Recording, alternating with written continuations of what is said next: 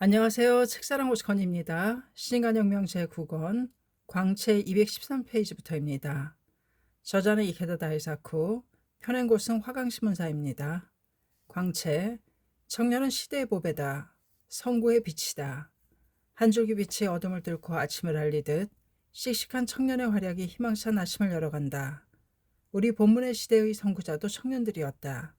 1964년 6월 2일 도쿄 다이토 체육관에서 열린 여자부 간부회 석상에서 여자부는 염원하던 부원 100만 명을 달성했다고 발표했다. 이것은 지난해 7월 여자부 간부회에서 회장 야마모토 신이치가 여자부의 목표로서 제안한 것이었다. 당시 여자부의 부원수는 43만 명이었는데 불과 1년도 되지 않아 2배를 크게 웃도는 부원 증가를 이루어낸 것이다.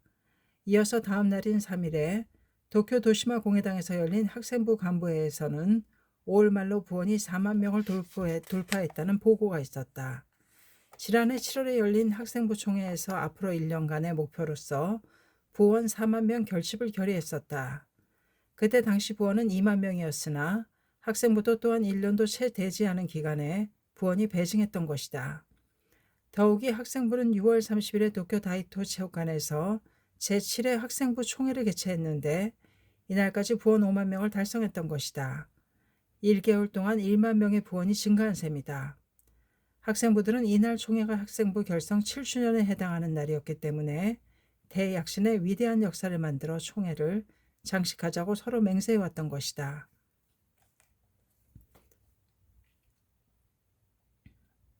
싸우는 젊은이에게는 패기가 있다.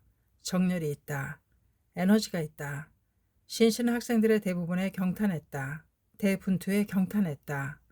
새로운 힘이 크게 자라나고 있다는 사실이 한없이 이뻤다. 학생부 총회석상에서 신이치는 본문의 시대를 담당해갈 새로운 리더인 학생부에게 만감을 담아 호소했다. 도다 선생님은 자주 후생이 가히 두려워할 만하다고 말씀하셨습니다. 거기에는 제자는 반드시 스승보다도 뛰어나기를 바란다. 아니, 뛰어나야 한다. 위대한 후계자가 되어 사회에, 세계에 공헌해 가야 한다는 선생님의 마음이 담겨 있습니다.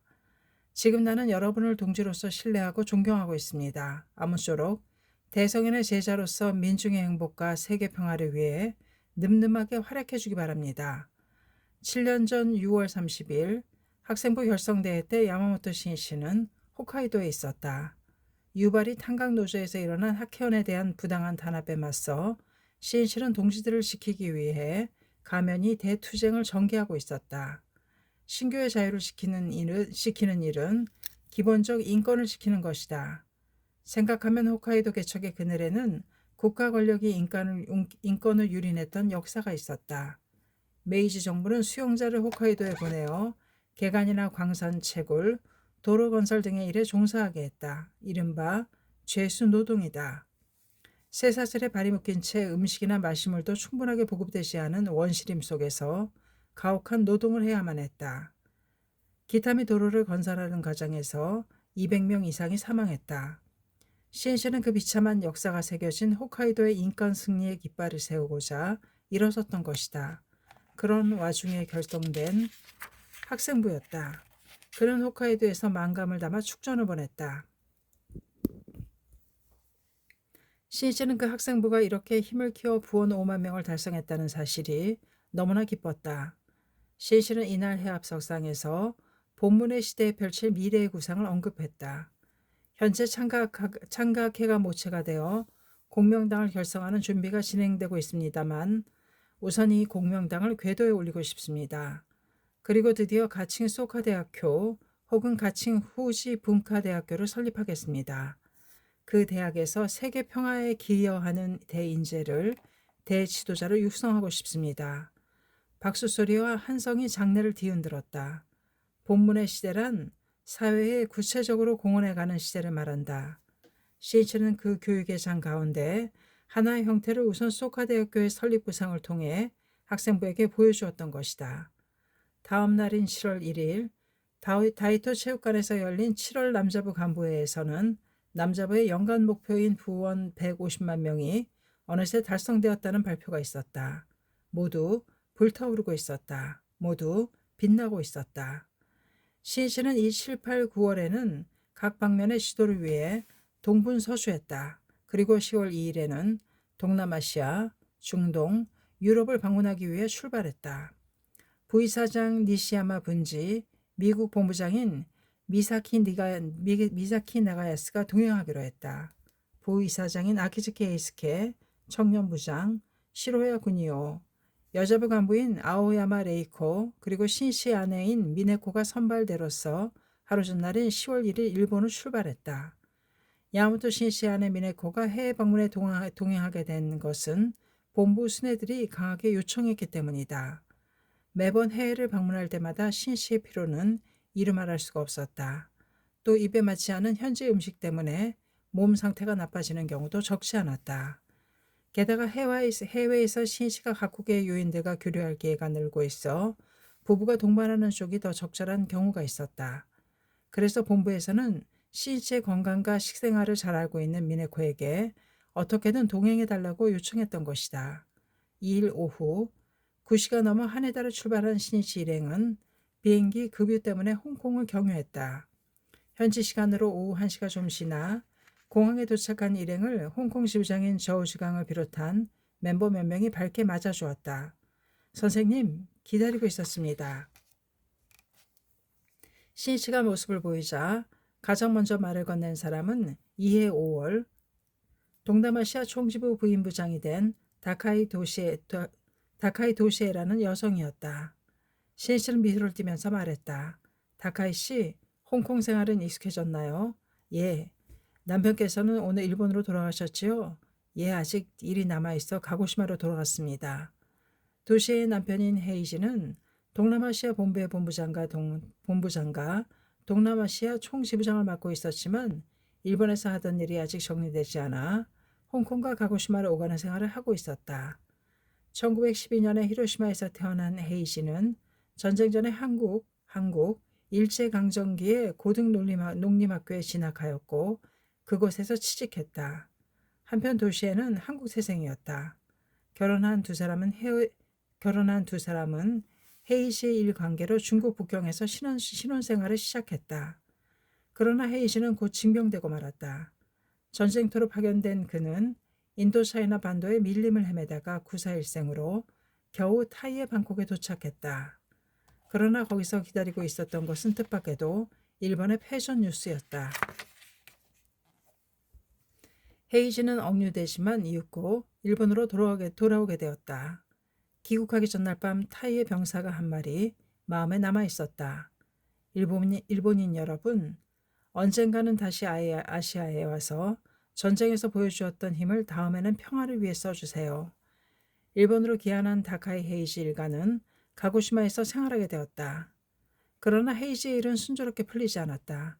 아내 도시에는 익혀두었던 양재 기술을 살려 양재 학교를 열어 생계를 꾸려갔다. 그 후 부부가 함께 양장점을 경영하게 되었다.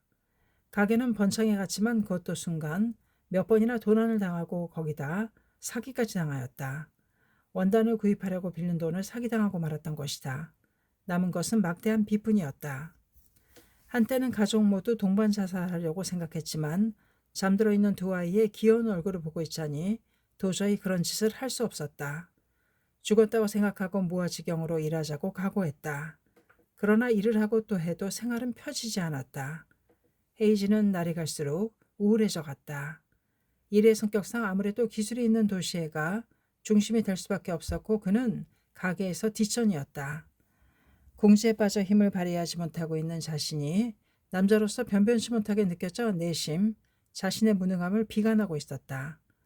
그는 인생의 불운과 자신의 무력함을 느끼고 그 해결 방법을 종교에서 찾으려 했다. 1년종에 들어가 대성인의 유문집을 탐하듯이 읽었다. 민호부에도 자진해서 찾아갔다. 그러나 곧바로 되돌아오고 말았다. 민호부는 이상하다. 귀자모신을 배려하고 있더군. 종조가 말씀하신 것과는 틀려 이해할 수 없어. 그는 1년종을 그만두고 말았다. 그 무렵 도쿄에서 지방 포교를 위해 내려온 학회원을 만나 진실한 니실한 물법에 관한 이야기를 듣게 되었다. 헤이지는 아내 도시애와 함께 입회했다. 1955년 여름의 일이었다. 그는 진지하게 신심을 멸려했지만 도시에는 반신반의하여 활동에도 참가하지 않고 오히려 남편의 신심을 비판적으로 보고 있었다. 헤이지는 날이 갈수록 활력을 되찾아갔다. 한편 도시에는 재단을 잘못하는 등 일에서 실수를 거듭했다. 이런 현증을 체험하며 마침내 도시에도 진지하게 신심을 면려하게 되었다. 그녀도 헤이지와 함께 포교하러 다니게 되었다. 헤이지는 열연하니며 도시에는 지기 싫어하는 성격이었다. 그 두 사람이 불타오르기 시작하자 그 기세는 멈출 줄 몰랐다. 포교에도 힘을 쏟아 한 달에 20세대 이상의 포교라는 결실을 맺은 적도 있었다. 입회하고 1년 반 정도 지났을 무렵이었다. 다카이 헤이지가 자택에서 손님과 이야기를 나누고 있을 때 갑자기 혀가 꼬부라졌다. 오른쪽 눈도 떠진 채로 깜빡일 수조차 없었다. 오른쪽 반신이 마비되어 갔다. 여보, 어떻게 된 거예요? 빨리 병원에 가야겠어요. 도시애가 말했지만 헤이지는 돌아가지 않는 혀로 대답했다. 안까 나 드디어 업이 나왔어. 신심으로 낳고 말 테야. 헤이지는 나는 전쟁에서 한번 죽었던 사람이라고 늘 생각해 왔었다. 그것이 병원에 가지 않겠다는 엉뚱한 결단을 내리게 했던 것이다. 상식적이지 않았지만 그에게는 이미 신심에 대한 깊은 확신이 있었다. 헤이지는 완고했다. 한 번 꺼낸 말은 누가 무슨 말을 하든 결코 생각을 바꾸지 않았다. 그날 밤도 마비된 오른쪽 다리를 끌면서 자담해 갔다. 혼자서는 신발도 신을 수 없었다. 그는 전중경수, 무거운 것을 받고 가볍게 받는다라는 불법의 공력을 믿고 있었다. 그리고 이 기회에 자신의 모습을 통해 많은 사람들에게 불법의 힘을 가르쳐주고 싶다고 생각했다. 연일 반신불수의 몸으로 불법을 이야기하러 다녔다. 오른쪽 눈은 감긴 채였고 혀도 돌아가지 않았으며 이 끝에는 침이 흘러내렸다. 웃으면 얼굴이 당겼다. 돌아간 입에서 나오는 말은 분명하지 않아 도저히 알아들을 수 없었다. 그러나 그의 마음은 의연했다. 반드시 신심으로 고칠 테니까 이 모습을 잘 봐둬라.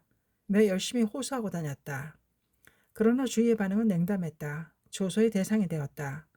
신심해서 그렇게 된다면 난 죽어도 안 해. 그러나 헤이지는 다리를 끌면서도 필사적으로 신심지도와 절복을 하기 위해 걸어다녔다. 창제에도 힘을 쏟았다. 발병한 지 열흘 정도 지났을 무렵이었다. 기가한 헤이지가 도시에게 말했다. 지금 돌아왔소. 그 소리를 듣자 도시애가 안에서 뛰쳐나왔다. 여보, 다 나았어요. 예전처럼 말하고 있잖아요. 헤이지도 말을 듣고 나서야 비로소 알게 되었다. 확실히 예전처럼 말하고 있었던 것이다. 그는 몇 번이고 말을 해보았다.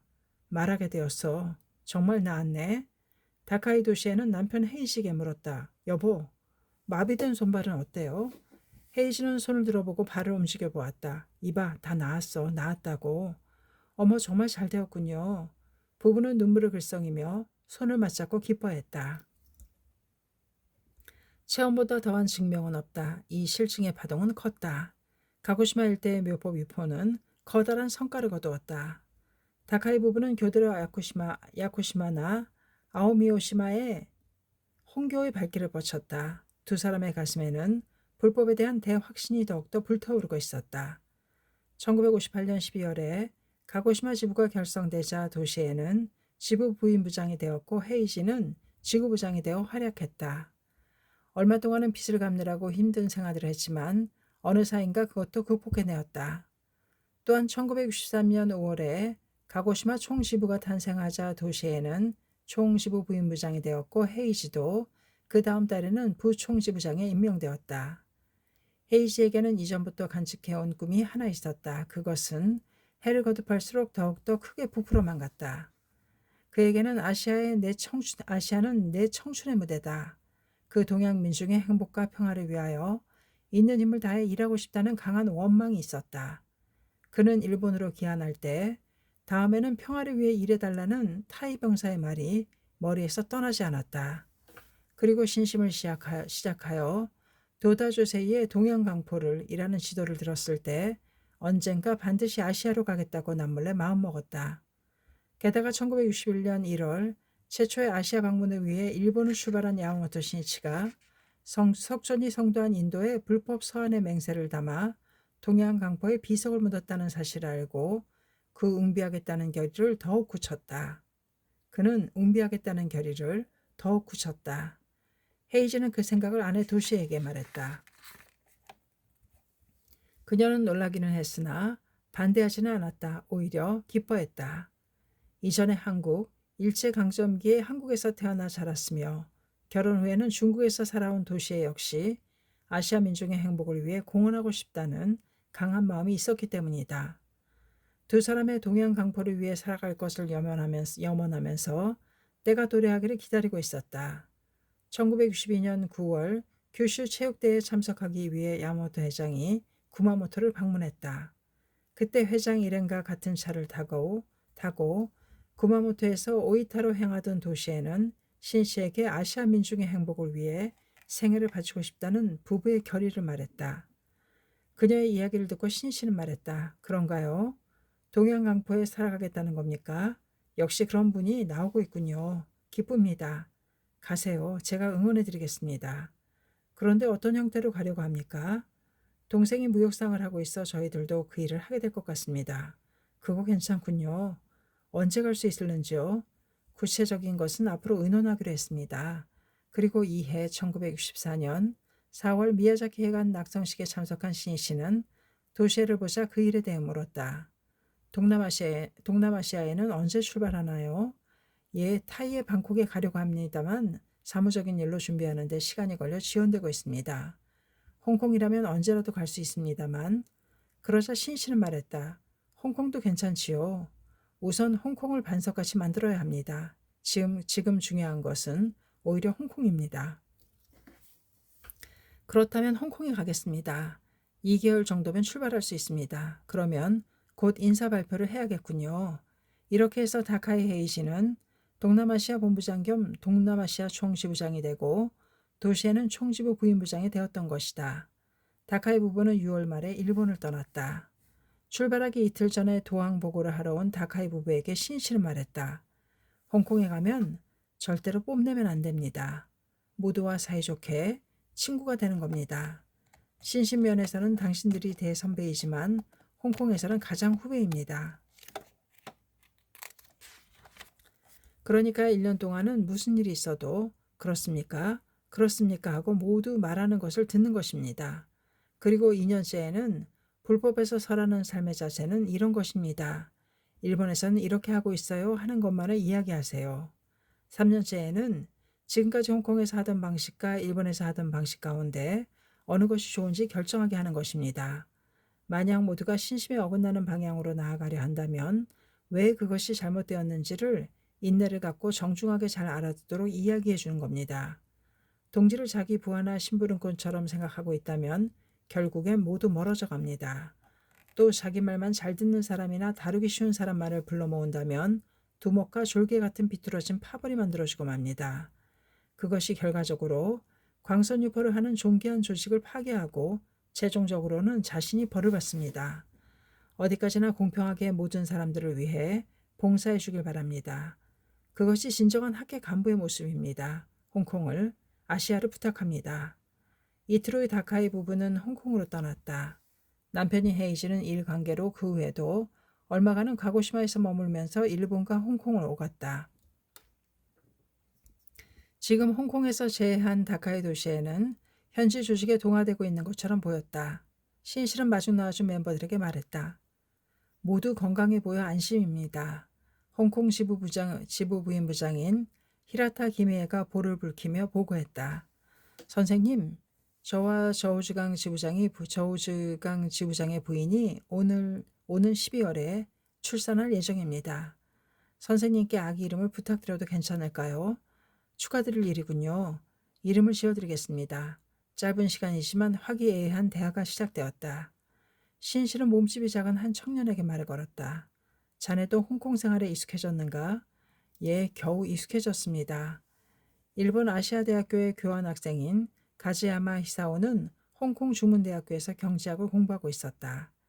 가지야마는 1958년 야간고등학교를 다니던 17세에 입회했다. 이윽고 고등학교를 졸업한 그는 프레스 회사에서 일하며 정규대학에 진학하기 위해 학원을 다녔다. 1961년 2월 8일의 일이다.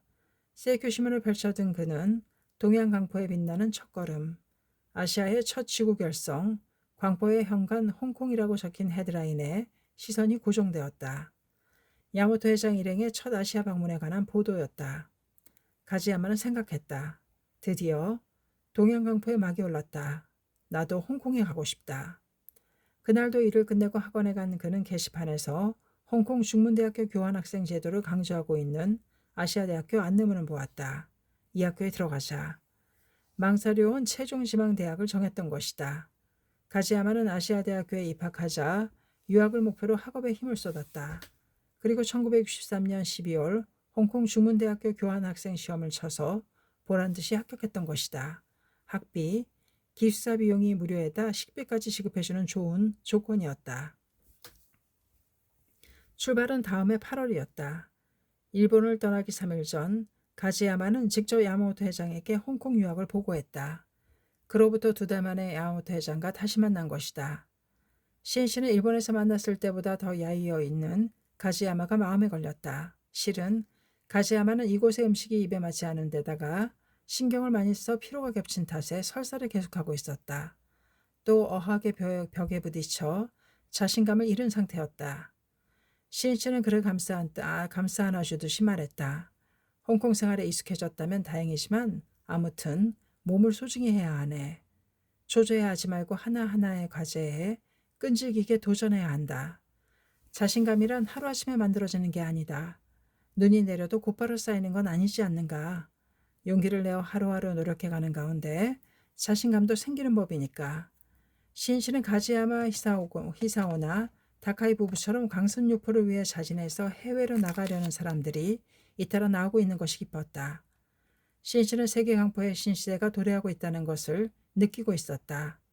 새로운 문은 새롭게 결의한 사람들이 열기 때문이다. 대화를 나누는 동안 시간이 순식간에 지나가 버렸다. 시인씨는 재회를 기약하면서 비행기에 올랐다. 그는 기내에서 동행한 멤버에게 물었다. 가지야마군은 역식이 무엇이었죠? 일본에서는 학생부 그룹장이었다고 들었습니다. 그런가? 성실해 보이는 인물이더군. 시간이 좀 지나면 홍콩 남자부를 맡기고 싶네. 졸업 후에도 홍콩에 살면서 힘써주면 좋으련만. 나는 이번 여행에서는 심혈을 기울여 중액이 될 멤버에게 생애 발심의 종자를 심어줄 결심이네. 기내에서도 야마모토 시인씨는 작은 소리로 제목을 불렀다. 방문할 나라들의 종지를 생각하며 그들의 성장과 행복을 기원하는 창제였다. 홍콩을 출발하여 2시간쯤 지나자 첫 방문지인 타이의 방콕에 도착했다. 공항에는 선발대로 출발한 아키즈케 에이스케와 30명 정도의 현지 멤버가 마중 나와 있었다. 시인씨가 마지막으로 방콕을 방문한 것은 1963년 1월이었다. 그 후 방콕 지부장에는 방진종이, 지부 부임부장에는 지부장의 아내인 가주요가 취임했다. 또 여자부 조직도 갖추어져 지부의 책임자가 탄생했다. 지부장인 방진종은 출장 요리업을 운영하고 있던 1961년에 친구의 권유로 입회했다. 생활고와 부부싸움이 끊이지 않는 가정 불화를 타개하고 싶어서였다. 아내 가주요도 신심을 시작했지만 남편의 학회 활동을 달갑게 여기지 않았다. 그러나 그 후 학회본부에서 파견되어 타이를 방문한 모리카와 가시마사 등의 지도를 받고 가주요도 발심하였다. 그녀를 이끌어준 사람은 훗날 방콕의 초대 지부 부임부장이 되는 얀 미야코 라이시였다. 가주요는 타이어가 익숙하지 못한 라이시의 통역을 도와주며 함께 멤버들의 집을 방문했다. 그곳에서 라이시의 지도를 들으면서 차츰 신심을 배워갔다. 그리고 1962년 2월에 회장 야마모토 신씨가 타이를 방문하여 지부를 결성하였을 때 남편 방진종은 지구부장이 되었다. 그때 신씨는 2사람에게 말했다. 다음에는 일본에서 만납시다. 기다리고 있겠습니다. 가주요는 타이로 건너온 이후 한 번도 일본에 가본 적이 없었다. 그러나 처음으로 돌아가자고 생각했다. 그의 9월 가주요는 지구 담당원이 되었다. 지구의 세대는 20세대 전후였지만 100세대를 만든 다음 일본에 가자고 결의했다. 이윽고 다음해 5월 3일에 있은 총회에 타이에서도 10수명의 대표가 참가할 수 있게 되었다. 대표 멤버들과 함께 가주요도 여권 신청을 했다. 그러나 다른 멤버의 여건은 아무런 지장 없이 나왔지만 가주의 여건만은 아무리 시간이 지나도 나오지 않았다. 그것도 당연하다면 당연한 일이었다. 가주호는 수속에 필요한 신분증명서를 제출할 수 없었던 것이다. 가주호가 신분증명서를 제출하지 못한 경위는 다음과 같다. 가주호는 도쿄 메그로에서 자랐다. 17살 때 자신을 키워준 부모가 친부모가 아니라는 사실을 알게 되었다. 그 충격은 컸다. 그녀는 이름을 단서로 하여 친부모를 찾으러 돌아다녔지만 찾을 수 없었다. 태평양 전쟁이 한창이던 시대였다. 상심한 마음을 억누르며 전하를 헤쳐나온 가주연은 종절을 맞게 된다. 그리고 얼마 지나지 않아 타이에서 온 유학생과 결혼하여 방콕으로 건너갔다. 두터운 언어의 벽과 이국에서 익숙치 않은 생활습관 차이 등으로 결혼은 1년 만에 파경을 맞았다. 마음의 상처는 너무도 깊었다. 모든 것이 갈기갈기 찢어지는 듯한 심정이었다. 그녀는 자포자기하여 신분증명서 등 모든 서류를 찢어버렸다. 자신의 과거도 일본에 대해서도 모두 잊어버리고 싶었던 것이다. 가주호는 그 후 방진종과 결혼하여 가정을 이루지만 자신의 신분을 증명할 수 있는 것은 아무것도 없었다. 그녀는 일본으로 출발이 한 달 앞으로 다가왔을 때까지 여권을 받지 못했다. 가주호는 필사적으로 기원하기 시작했다. 저는 야마모토 선생님과 한 약속을 지키고 싶습니다. 일본에 가게 해주세요. 눈물을 흘리면서 창제했다. 얼마 지났을 무렵이었다. 관청에 근무하던 친구가 가주호의 이야기를 듣고 도와주기로 했던 것이다. 이 친구는 사방으로 손을 써서 전 남편이 가지고 있던 도항 당시의 오래된 신분증명서를 가져다 주었다. 게다가 경찰관이 신청서를 써주었던 까닭에 일이 순조롭게 진행되어 그로부터 10여일 후에 여권을 손에 넣을 수 있었다. 도항 비용도 어떻게든 마련했다. 그동안 그녀는 타이 사람들의 행복을 바라며 대화를 거듭해 갔다. 신심을 하고 싶다는 사람들이 늘어나 출발 직전에 지구는 100세대가 되었던 것이다. 가주요는 타이로 건너온 지 17년 만에 기쁜 마음으로 일본 땅을 밟았던 것이다. 야마모토 신이시는 가주요와의 재해를 기뻐하며 도다 조세이가 지은 와카를 색시에 적어 선물했다. 그리고 이런 격려의 말도 함께 적어 보냈다. 누구에게나 존경받는 타이 강포의 어머니에게. 이러한 격려에 감동을 받은 가주요는 타이 강선 유포를 위해 생애를 바치자고 새롭게 맹세했다.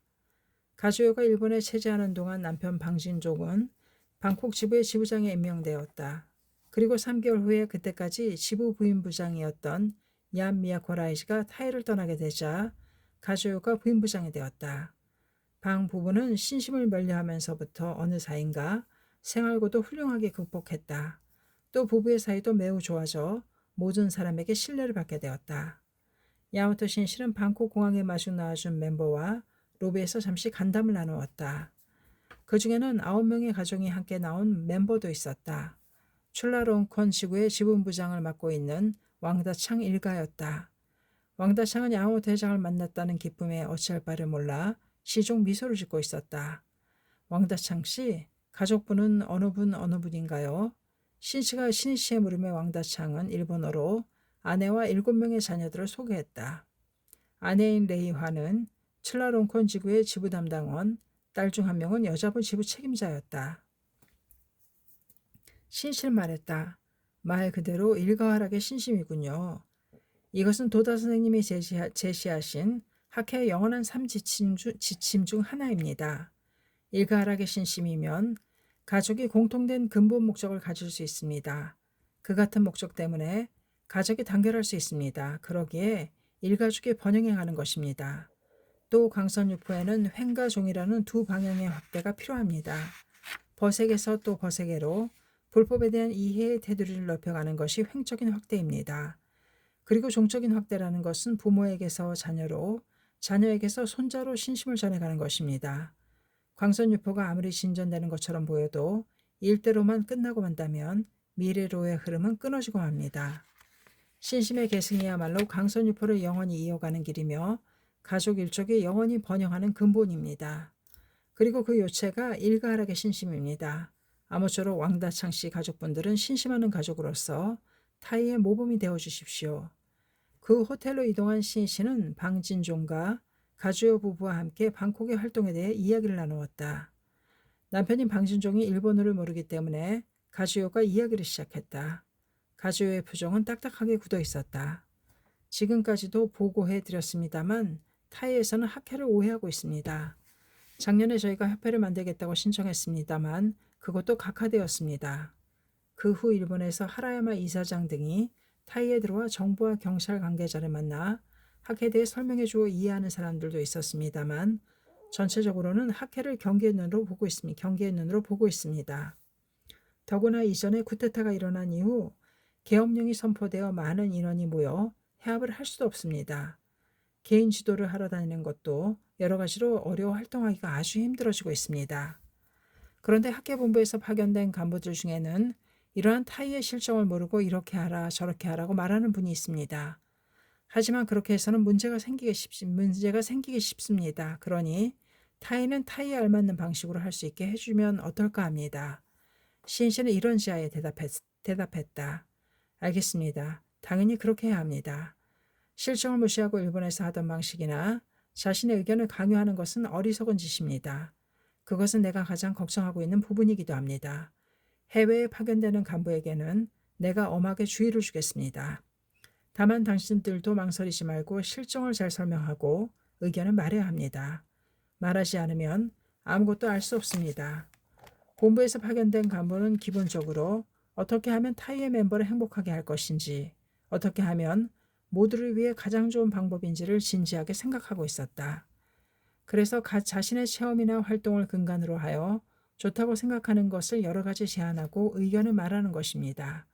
그 속에는 타이의 실정에 맞지 않는 부분도 있겠지요. 인간이란 자신이 실제로 가보고 좋았다는 체험이 있으면 다른 많은 방법이 있어도 그것밖에 없다고 믿어버리는 것이 보통입니다. 그러므로 서로 잘 이야기할 필요가 있습니다. 신씨는 간부와 회원 간의 회원 또는 간부끼리 나누는 대화의 소중함을 통감하고 있었다. 일본에서도 활동이 생각대로 진척되지 않는 조직은 대화가 없고 그 활동의 의의 등을 모두가 진심으로 이해하지 못하는 경우가 대부분이다. 이해하지 못하면 사람은 강요당하는 것처럼 느껴져 의욕을 가지고 활동에 전념할 수가 없다. 대화는 우선 상대의 의견, 생각을 잘 듣는 것에서 시작된다. 그런데 간부는 바쁘기 때문에 자칫하면 자신의 의견만 전하고 끝나버리는 경우가 적지 않다. 가주요가 타이는 타이의 방식으로 라고 말하는 것도 거기에 원인이 있다고 할 것이다. 신씨는 조용히 말을 이었다. 자신들의 나라에 대해서는 그 나라 사람들이 책임을 갖고 생각해가는 것이 대원칙입니다. 하지만 신심의 면에서는 선배에게 지도를 구해가는 것이 중요합니다. 선배에게 부딪히면서 신심을 배워 자신을 연마하고 단련해 가자는 자세가 없으면 결국은 자기 멋대로 되기 때문입니다. 방 부부는 타이를 위해 일하려고 일어선 사람들이다. 그러기에 신씨는 진정한 신심의 자세와 조직을 운영하는 자세에 대해 말해두고 싶었다. 인간에게는 자신이 하고 싶은 대로 자유롭게 하고 싶은 생각이 있습니다. 하지만 그렇게 해버리면 최후에는 약한 자신에게 저 광선유포라는 목적을 잃게 됩니다. 그렇게 되면 마지막에는 신심을 이용하는 사리사욕을 채우려는 등 존귀한 불의불칙의 단체인 학회를 먹잇감으로 생각하여 파괴해가는 일도 피할 수 없습니다. 그러므로 자신을 다스리는 힘이 중요합니다. 다스리는 힘이 필요합니다. 언제나 구도심을 불태워가는 것이 중요합니다. 근본의 신심이 없으면 아니한 방향으로 타협하는 방향으로 휩쓸려 가기 때문입니다. 따라서 어서에는 마음의 스승이 될지언정 마음을 스승으로 삼지 말라. 어서 1088쪽 그런 말씀이 있습니다. 그 스승으로 삼아야 할 규범을 서로 확인하고 함께 광선유포의 대도를 나아갈 수 있도록 서로 촉발해주는 존재가 선배 간부입니다. 따라서 선배 간부와 자주 접하는 것이 중요하며 무엇보다도 여러분이 강한 구도심을 계속 불태워가지 않으면 안 됩니다. 중심자가 성장을 멈추면 말뿐인 지도는 할 수 있어도 멤버의 생명을 촉발시킬 수는 없습니다. 타이도 힘든 상황에 놓여 있습니다만 타이완이나 한국에서는 실제적으로 학회 활동이 금지되어 있습니다. 그러나 멤버의 신심은 한 걸음도 물러서지 않고 있습니다. 개인의 신앙은 자유라고 주장하면서 필사적으로 창제하고 미래에 대해 발전을 기약하며 열심히 노력하고 있습니다. 학회는 무엇 하나 나쁜 일을 한 적이 없습니다. 사람들의 행복을 위해 봉사하고 있는 단체입니다. 그러기에 두 분께서는 당당하게 타이의 학회의 진실과 정의를 끝까지 호소해 가주세요. 사회는 움직이고 있습니다. 시대는 변합니다. 아니, 모두 변해가는 것입니다. 방 부부는 고개를 끄덕였다. 시인 씨는 미소를 지으며 말했다. 불법을 위해 노고한 것은 전부 자신의 대복은 대공덕이 됩니다. 그렇게 힘들다라는 생각이 들 때마다 이렇게 해서 복은 하나를 더 쌓는구나. 또 하나 공덕의 인을 만드는구나 라고 생각하십시오. 예, 밝은 목소리가 되돌아왔다. 타이의 상황을 생각하면 이번 방문 중에 모든 멤버를 한자리에 모아 큰 회합을 갖는다는 것은 어려웠다. 따라서 신 씨는 중액이 되는 멤버를 개인 지도하는 데 역점을 두었다. 이튿날인 3일, 그는 몇 사람의 벗을 격려하고 저녁 무렵에 방콕을 떠났다. 신인간혁명 제9권 광채 243페이지였습니다.